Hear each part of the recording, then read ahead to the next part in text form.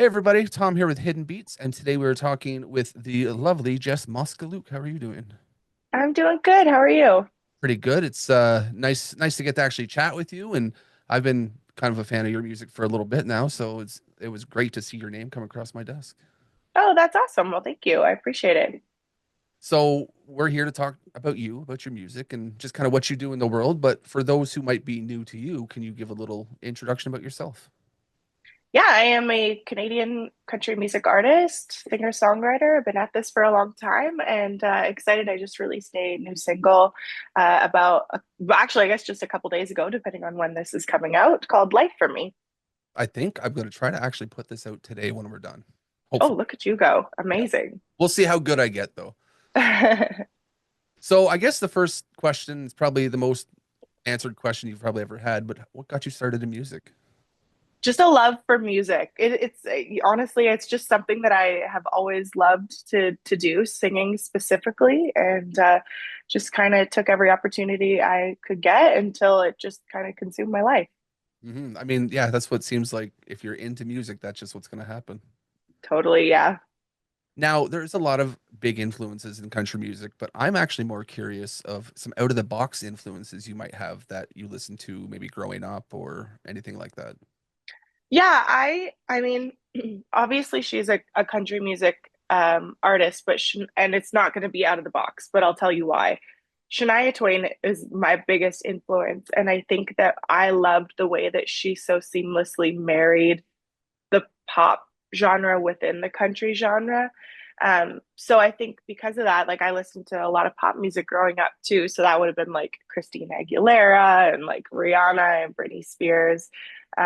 So I think that's part of what also made me love Shania because country was is my number one favorite genre. So I think that just hearing some of those influences in her music was really cool. Is there anything interesting that you took from someone else's maybe performance or something that you thought you'd want to try to incorporate that into yours? That wasn't necessarily how I operated. I don't think it was ever anything intentional. Maybe until lately, where I'm trying to switch my music up a little bit from what I've done over the last 10, 15 years. I think being inspired by new sounds, it's something that I'm maybe working on a little bit more. But in the beginning, it wasn't an active like, oh, I like that this person does that. I'm gonna, borrow that. It was just kind of what felt like me. Yeah, and I wouldn't say it's necessarily intentional, but you're taking inspiration from people, so you're Hmm. typically mimic some of the stuff that they do because you like that. Yeah, maybe. hmm Now, talking about this new chapter in your music, we you just released "Life for Me." I think, like you said, a few days ago now. How did that track come about? What's the story behind it? That one I had written with three writers that I had never written with before until that day. So Matt Morrissey, Jess Kane, and Emily Reed.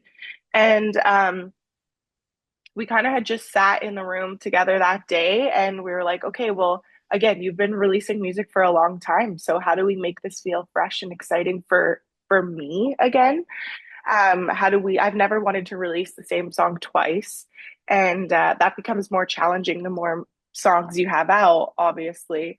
So we kind of just were trying things on. That's kind of when you had mentioned about borrowing sounds and stuff. This is kind of where that really comes in for me.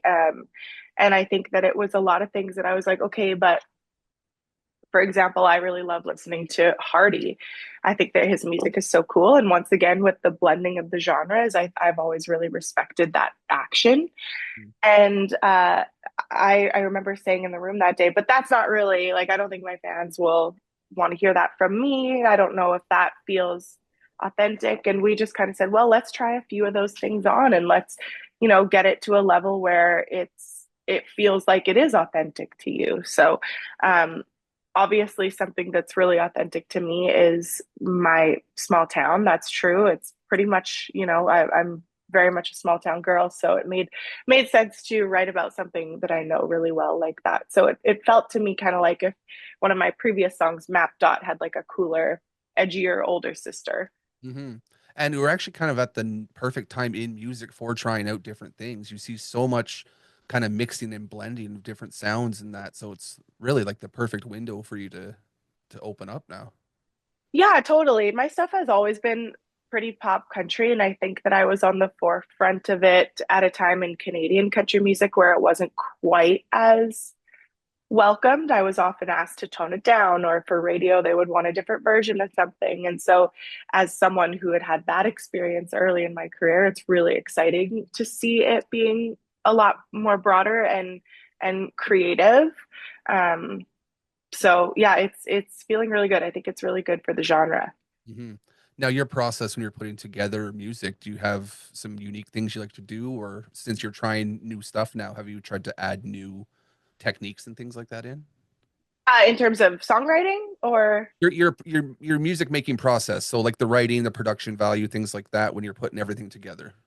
yeah, I would say that we're doing it similar to how we have in the past, but maybe incorporating new songwriters that I haven't written with before, just for kind of a fresh perspective. And we've worked with a few new producers as well on some of this upcoming stuff, which is also very fun and exciting. But I think that for me, the songwriting process, I feel like I've settled into something that feels good and is efficient for me. Mhm. So I do like to write. With a producer in the room because I feel like that is the easiest way for me to get the song that I want in the end, instead of writing the song and then bringing it to a producer to put their spin on it. I kind of like having the producer in the room so that we can, if he puts a guitar sound on it, I can in the room automatically be like, oh, I thought it would sound a little bit more like this, and we can really nail the vision in the room. But that's not new for me. That's something that I've, like I said, I've settled into over the past several years. That seems to work. Yeah, I mean, you're out there and everyone's hearing your music, so it's working some way. Yeah. Well, thank you. Now, this is a fun question I like to ask is how do you feel your music has evolved over the years going into this new genre, this new chapter that you have? I would say that it has continually evolved in one way or another. I'm still trying to pinpoint what that means for this because the right now I just have one single out, like I'd mentioned earlier, called Life for Me. But we do have a handful of other songs that we're sitting on, and I know they feel different, but a lot of them feel different in different ways. It's not like they all sound like Life for Me. So it's tough to pinpoint exactly how that music has evolved. I haven't, kind of landed on what I feel like the quote unquote era is quite yet. But maybe that will reveal itself as I continue to write and record these next few songs. But I mean, again, I've been releasing music for a really long time, and I started when I was young. So I'm 34 now and started when I was like, I think I started releasing music when I was about 20. So there should be growth and there should be change and there should be evolution just naturally as you go through different phases of life and you meet new people and experience new things. Um, those sounds should be different, or at least the stories should be at some point. Well, and I think you can hear that in your music too. You can hear kind of different stories and feelings in some of the way the songs are going, or different times where you might be feeling something just different, and that's just how you're writing. So it's nice to see growth, and it makes you think a little bit, oh, how am I growing with this? Yeah, totally. Yeah, it's been really cool to see. And sometimes you don't really realize that it's happening because again, you're in the moment just writing about what you know right now and not really comparing it to previous music. So, it's interesting to try and pinpoint how it has, but I know that it has. Hmm.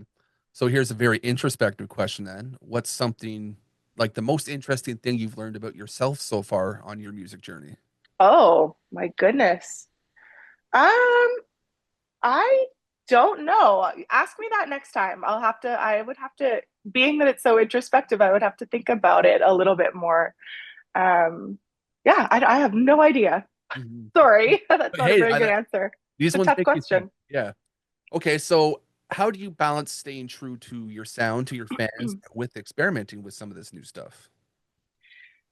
That's hard. I find that difficult. I guess all I can do is stay really true to myself. I guess maybe it's just a feeling.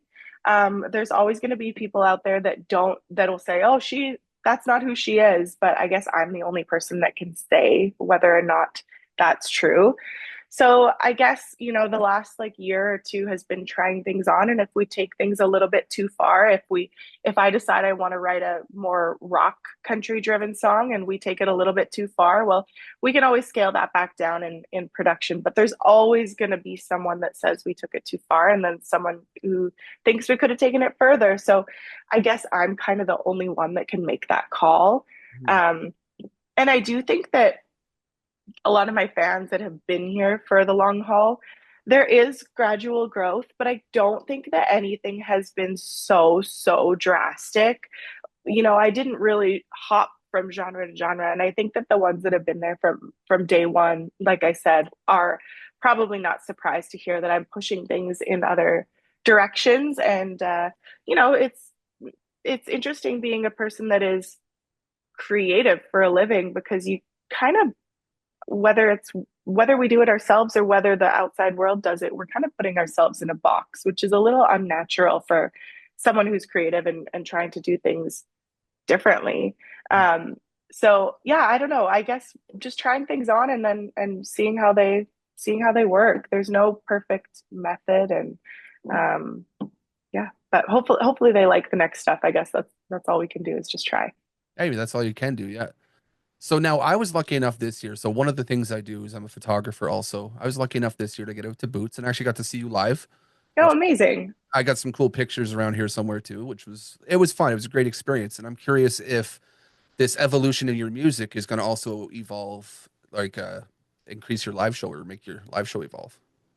I think so. I mean, naturally, we just had a meeting kind of as a band a couple of weeks ago for the first time after they had had the chance to hear the new music, and we're kind of like, what's the kind of filter that we can put on all of these songs to make the show flow but still be dynamic and have those energetic moments and maybe those more heartfelt ones. So we're still trying to figure that out. And usually that's a challenge, but a fun one. And I think the harder thing isn't necessarily incorporating the new songs and, sounds. I think it's more changing the show to be different when you're working with a lot of the same songs. I mean, yeah, we're putting in a few of the new songs and maybe we'll throw in a fun cover here and there, but for the most part, those songs are pretty much the same. People want to hear Cheap Wine and Cigarettes and Take Me Home and Country Girls, and that's great. But it makes it a little bit different to kind of constantly rearrange so that it still hits the way that we want it to. So it'll be interesting. I'm really excited to see what the show build looks like for this year. For sure. And you killed it on stage, so I'm sure it's just going to be that much more amazing. Thank you so much. Yeah, we have a lot of fun. hmm Now, I got a couple fun questions I always throw in at the back end of my interviews, and this is another one of those ones that'll make you think. So, what's one thing you think should be asked more in an interview that's not asked enough? Mm, That's also a good question. I guess there's a reason why I'm on this side of the camera. I always know like what my least favorite question is, but I don't know. I think that I like any interview that feels really conversational, and I think that sometimes the questions that are the best are not necessarily ones that are prepared, which I know is so hard because you want to be and should be prepared as an interviewer. But I'll spin the question on its head because I don't have a proper answer. But I think the worst question, although I totally understand why it's asked, is what's next for someone. Because I know that, often we're doing these interviews because we just did something. So we just released an album or announced a show or a tour or single or whatever.